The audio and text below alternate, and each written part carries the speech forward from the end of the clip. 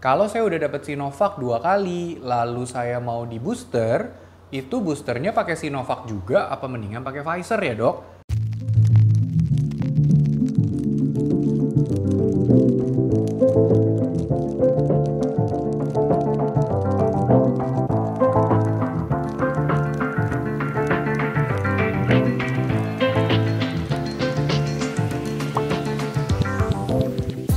Halo Millennials, kembali lagi di video YouTube kita hari ini bersama saya Dr. Gary. Dan hari ini saya mau ceritain sedikit tentang booster vaksin COVID lagi. Nah sekarang kan lagi banyak banget nih yang suka nanya sama saya. Kalau saya udah dapat Sinovac 2 kali, lalu saya mau di booster, itu boosternya pakai Sinovac juga apa mendingan pakai Pfizer ya, Dok? Karena kan dua-duanya vaksinnya ada nih sekarang di Indonesia. Tapi memang kan belum boleh ya sama pemerintah, karena kan memang masih mengikuti program pemerintah untuk sebanyak-banyaknya populasi Indonesia yang mendapatkan vaksin COVID 2 kali dulu. Jadi tentunya booster ini bukan untuk sekarang. Dok, tapi kan udah 6 bulan dari yang terakhir kali saya mendapatkan Sinovac, masa tetap nggak boleh? Well, sebenarnya bukannya tidak boleh, tapi memang belum direkomendasikan. Wacananya tahun depan kita baru bisa mendapatkan booster dan itu pun juga rencananya akan berbayar mandiri. Jadi tolong sabar dulu. Sambil menunggu kita bisa di booster, saya cerita sedikit. Kalau saat ini tuh sudah ada penelitiannya yang baru aja dipublish di Turki. Nah mereka itu melakukan booster untuk tenaga medisnya. 1.000 orang lebih yang di booster.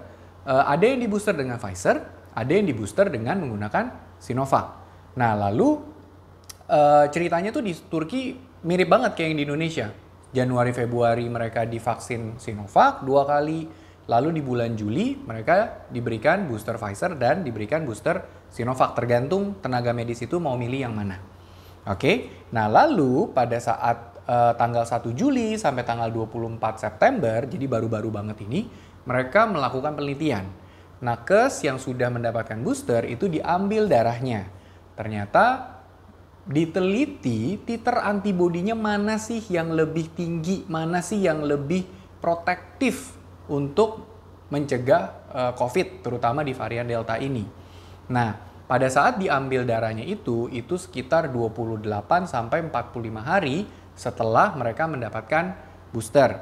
Ternyata antibodi yang ditimbulkan oleh Pfizer ini jauh lebih tinggi daripada antibodi yang ditimbulkan oleh si Sinovac. 95% nakes yang mendapatkan vaksin Pfizer, ternyata antibodinya bisa melebihi daripada nilai batas atas yang direkomendasikan oleh alat lab tersebut. Misalnya mungkin millennials pernah ngecek ada yang nilainya di atas 250, kan dia udah nggak tulis tuh 300, 400, 500. Atau yang nilainya udah di atas 40.000, itu kan nggak ditulis lagi 50.000 kah, 60.000 kah, 70.000 kah. Hanya ditulis lebih dari 250, lebih dari 40.000, misalnya seperti itu. Untuk nakes yang diberikan vaksin booster Pfizer, ternyata 95%-nya itu mereka ada yang nominalnya atau angkanya tuh sampai setinggi itu. Di atas daripada yang nilai batas atasnya. Nah lalu kalau misalnya yang di Sinovac, ada juga nggak yang kayak gitu?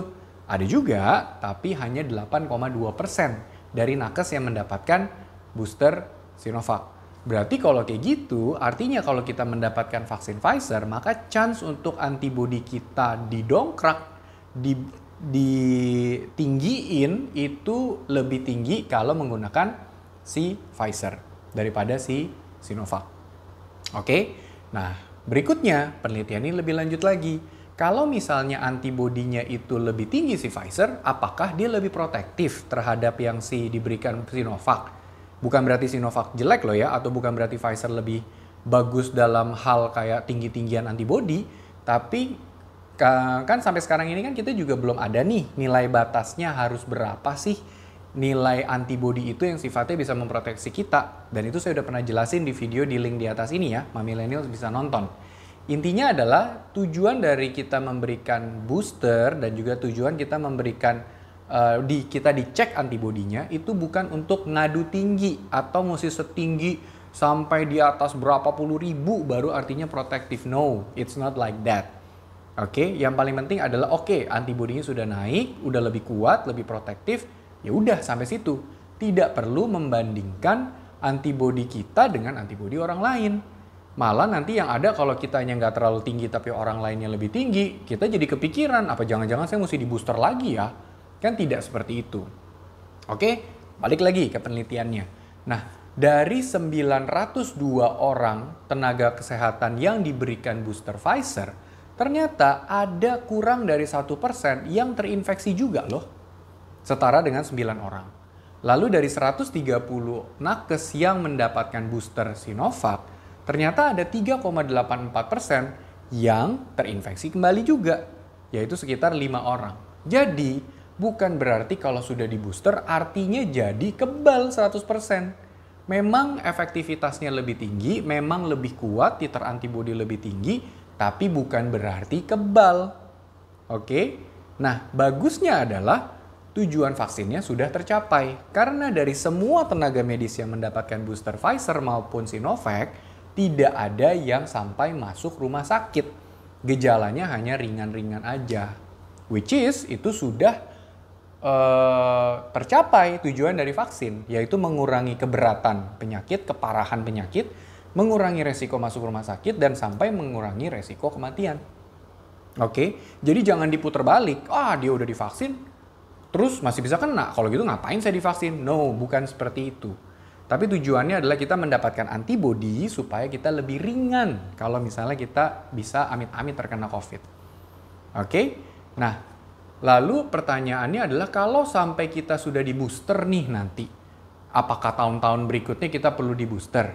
Sampai sejauh ini tentunya belum ada penelitian yang valid.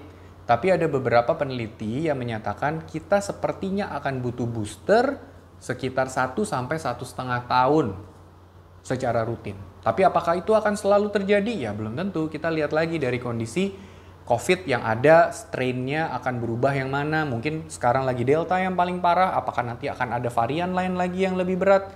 Kita sambil menunggu ke depannya seperti apa. Oke?